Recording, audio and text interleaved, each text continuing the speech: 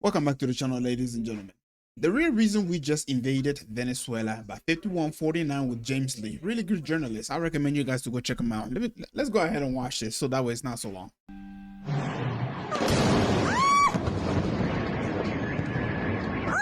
So why did we just bomb Venezuela? Is it really because of drugs? Or is it because we want their oil? Or could it be because our greatest ally told us to? Let's find out. First off, the high-level facts just to catch us all up. They're telling us that President Trump and Venezuelan President Nicolas Maduro and his wife were captured and flown out of the country early Saturday morning, confirming a, quote, large-scale strike by the U.S. that drew quick condemnation and concern from across the globe. They're also saying that Mr. Trump said in a press conference that the U.S. will, quote, run Venezuela on a temporary basis. We're going to run the country until such time as we can do a safe, proper, and judicious transition. So I guess we're running Venezuela now. I wonder what happened to no regime change wars or peace on earth. I guess those things went out the window real quick. Also, I just want... It's the same thing every year. Well, every 4 years to be more specific. All right. I've been alive. Well, not alive. I'm sorry. I've been in the United States. I've went through Obama, been through Trump, been through Joe Biden, and now we're back to being Trump again. And the correlation between these three guys, I would say, is that they like to make promises that, well, they will fulfill only a little teeny bit of it. And then, well, the rest is history. I want to add what we did was not only illegal in the sense of international law, Right. but also completely unconstitutional because Congress, as far as I'm aware, did not authorize any sort of military strike. So what that tells me is that America is not in control of their own army.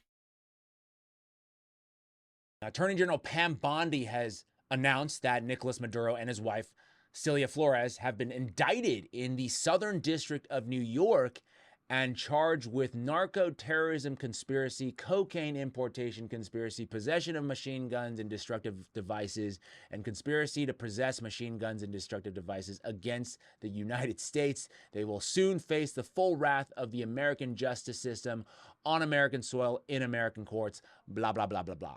I don't know how we can charge someone with possessing firearms in another country that's not even our country, especially given the fact that we do allow our own citizens to carry firearms. And also, we know that drug thing is complete bullshit. We don't care about that. I mean, Trump literally just pardoned former Honduran President Juan Orlando Hernandez, who was a so-called cocaine kingpin who ruled Honduras. So the CIA has been importing drugs in America for decades. The black community was completely destroyed because of that reason. You guys really think this is about drug? I mean, this is WMD all over again. You know what I mean? Although the only difference here is that, yes, drugs do probably get imported from Venezuela, but not to the extreme amount. So much so that we go to war over it. But I would probably say, yeah, drug probably do get exported from there. But they ever find WMD in Iraq and Afghanistan for over 20 years, by the way. 20 years. They never found any. So what is this really all about? Well, the leader of the opposition party in Venezuela is this woman by the name of Maria Corina Machado, and Fox News is reporting that Maria Corina Machado is emerging as the top potential successor after Maduro's fall. And let's take a listen to what she has to say. Forget about Saudi Arabia. Forget about the Saudis. I mean, we have more oil. I mean, infinite potential. And we're going to open markets. We're going to kick off the government from the oil sector. We are going to privatize all our industry. Venezuela has huge resources: oil, gas, minerals, land, technology. And as you said before, we have a strategic location hours from the United States. So we're going to do this right. We know what we have to do. And American companies are in, super strategic position to invest. This country, Venezuela, is going to be the brightest opportunity for investment of American companies, of good people that are going to make a lot of money. So basically, forget. I mean, like, this is the equivalent of Hillary Clinton going to, speaking on Russian national television and telling them that, you should come take over America. We have a lot of resources and America will be a great, great help for Russia. I mean, she is pretty much telling America to invade her own country, bro. Think about that for a second. What the f is going on? If she wins, what the f is going on, bro? Holy shit, dude. I am just... Saudi Arabia, we have more oil than them. We're going to privatize our entire oil industry for you. American companies will profit greatly. And this isn't some kind of conspiracy theory that I'm trying to peddle here. This is just a straight conspiracy because Donald Trump literally told us that was why we were going to Venezuela, and that is exactly what we're going to do. Yeah, what was that? Getting land, oil rights, whatever we had. They took it away because we had a president that maybe wasn't watching. But they're not going to do that. We want it back. They took our oil rights. We had a lot of oil there. As you know, they threw our companies out, and we want it back. Okay, there you go. We want our oil back, whatever that's supposed to mean. And, when we do a lot of these regime change operations, I do think this is important. Natural resources, or the U.S. trying to hijack the natural resources of other countries, is usually a factor. But then when you dig a little bit deeper, like I've been doing for the last couple of weeks, we find that underlying a lot of these motivations, which are all true, there's also usually a shadowy influence pulling the strings. Speaking of shadowy influence, before he goes ahead and continue, let me go ahead and show you guys something real quick. So, ladies and gentlemen, if you guys think that this is only about oil alone, then you were sadly mistaken. Venezuela also didn't have the Rothschild controlled central bank, limited ties to the World Bank and IMF. And Maduro, while ethnically Jewish, held a very anti-Israeli stance. So, in case you guys haven't noticed, if you've been sleeping under a rock, a lot of the places that America needs to go bring democracy to, they're not part of the IMF or the Rothschild-controlled central bank. All right, but let's hear what Tucker Carlson had to say about Venezuela. I'm not in charge of Venezuela. Just noticing that Venezuela has banned pornography, banned abortion, banned gay marriage, banned sex changes, and banned usury. Wow. They banned all of these things? It seems like they know what destroys a society. Let's continue. You don't have credit cards with 40% interest in Venezuela. Okay. Ben Shapiro responded this way. Tucker's made the point, I'm not going to here to be Tucker's defender, but he's made the point that Maduro is culturally conservative. Who gives a shit? The guy's a communist dictator. Everyone in his country is eating dog. He's shipping fentanyl to the United States to kill Americans. Why do I give a shit whether he's anti-LGBTQ rights? I just want to go ahead and say Ben Shapiro is a pussy. Okay? You have to understand that anybody who goes against the state of Israel, this dude is first in line to call for war, to go and unalive these people. Now that Maduro has been removed from Venezuela, let me tell you something. We have no idea what's going to happen. Although America has plans, it is not guaranteed that that's exactly how it's going to go. The vice president is now saying that America needs to release Maduro, that he's the real president. That's what the vice president of Venezuela is saying currently. With that being said, we don't know where things are gonna go if America holds on to Maduro. And now you have this fast-talking piece of shit over here who likes to call for war.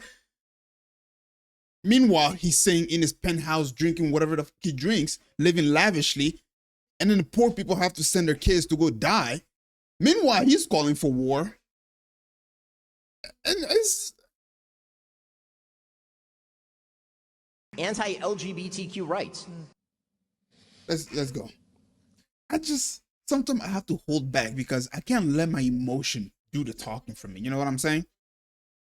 Who gives a shit? I do.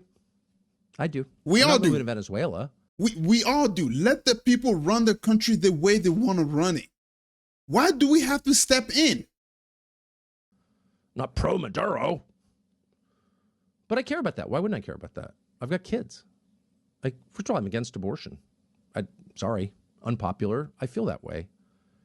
I think it's really sad. I would personally become poorer to end abortion, voluntarily become poorer to end abortion in the United States. That's not a choice. Don't want to become poorer, but I would because I care about it. Maybe you don't. Maybe you're offended that I do, but I care about it. Lots of people care about it. I don't think pornography is good. That really hurts people. You know, I don't think pretending that the sexes are the same is good. And you claimed that you didn't think it was good, but it turns out, quote, I don't give a shit. So yeah, that's where Tucker Carlson had to say about, this whole situation. And yeah, it's not just with oil. It also has to do with the fact that, well, our greatest ally does not have control over the monetary system in that country. But let's continue with. I'll just put it that way. President Trump promised to get America, as you know, out of foreign wars, not start new ones. Would he be going against that promise if he did, in fact, go to war with Venezuela? FYI, in case you don't know, this dumbass right here is in Tel Aviv, by the way. For all I know, he could be right here, and then there's a bunch of IDF around him with the gun just pointing at him and say, you better go ahead and say the right thing, or else, an accident just might happen. Absolutely not. If you're an American and you want Maduro to stay in power, man, have you lost your way? Ask yourself, why are we about to go to war with Venezuela? You might think it's because of oil, which is always a factor. The real reason, I think, is because a certain other foreign country told us to, allegedly. This is reporting from the most popular newspaper in Israel. They say, quote, since Hugo Chavez's rise to power, Venezuela has become one of the most hostile countries to Israel and Zionism in Latin America. Why is that? I mean, think about it. Why is that? Has Maduro ever tried to attack Israel? It doesn't make any sense to me. So why has Maduro or Venezuela have become very hostile to Israel? Oh, I know why. Because the central bank doesn't have control over there. Because the Rothschild don't have the greedy ass grip all over Venezuela. Because they're banning interest. In case you don't know, interest is the number one reason why the Jewish community have been kicked out of 109 countries. Because they like to put interest on things, and over time, compound interest, it literally consumes everything around it. They start owning everything. Successor continued the anti-Israel line with even more intensity. Thus, Venezuela, which previously maintained warm relations with Israel and even purchased security technologies from it, became a center of hostile propaganda towards Zionism and the Jewish state. Yep, they want to get rid of Maduro to install this lady named Maria Corina Machado. She was asked, will you restore diplomatic relations with Israel and establish Venezuela's embassy location in Jerusalem as President Donald Trump did? And she replied, quote, yes, certainly. Venezuela will be Israel's closest ally in Latin America. We rely on Israel's support in dismantling Maduro's crime regime and in the transition to democracy. Together, we will lead a global struggle against crime and terror. The Venezuelan people deeply admire Israel and will always defend its right to live in peace without threat to its existence. Also, another tell, if you didn't notice, is that Lindsey Graham, the senator of South Carolina, is literally in Tel Aviv receiving these marching orders. Yes. So yeah, ladies and gentlemen, it really amazes me that people like to say, well, they're so small. There are only 15 million people in the world. How in the world can you blame everything on them? And yeah, I mean, from the outside, you could say, you're right. You're right. They're very, very small. Why would we blame everything on Israel? There's no reason to blame everything on Israel. And I'm just here to let you know that for some reason, every single time something happened, they're there. You know what I'm saying? They're there, right? And per usual, I like to go over my map. You know what I'm saying? One thing that you guys need to understand, okay, is that although they're trying to, well, from the outside, it looks like, oh, this is the only place Jews reside. You guys have to understand that these people have come out and admitted to us that they are the orchestrator of stuff that goes on around the world. That they're like, you know, oh, I'm gonna just find a video. All right, ladies and gentlemen, instead of me over here trying to butcher it for you, let me just go ahead and remind you guys. How did you convince Hezbollah to buy this? Well, obviously, they didn't know that they were buying it from Israel. Who did they buy it from, or think they were buying it from? We have an incredible array of possibilities of creating foreign companies that have no way being traced back to Israel. Shell companies over shell companies who affect the supply chain to our favor. We create a pretend world. We are a global production company. We write the screenplay. We're the directors. We're the producers. We're the main actors.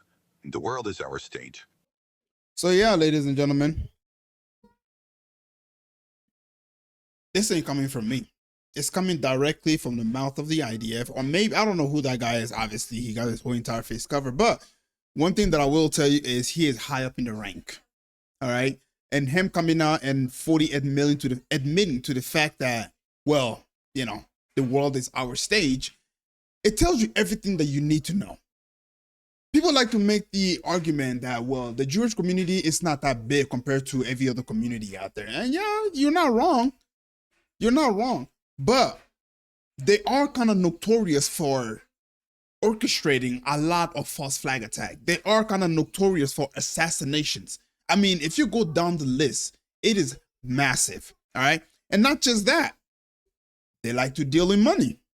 One of the favorite quotes that the Jewish community have is that one of their, you know, I don't know, it was a Rothschild.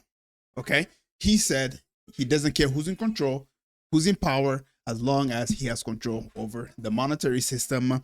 A dog can be a leader for all he gives a shit about. So, with that being said, I don't know exactly how they got involved in this, but for some odd reason, our greatest allies in the Middle East was also involved in Venezuela.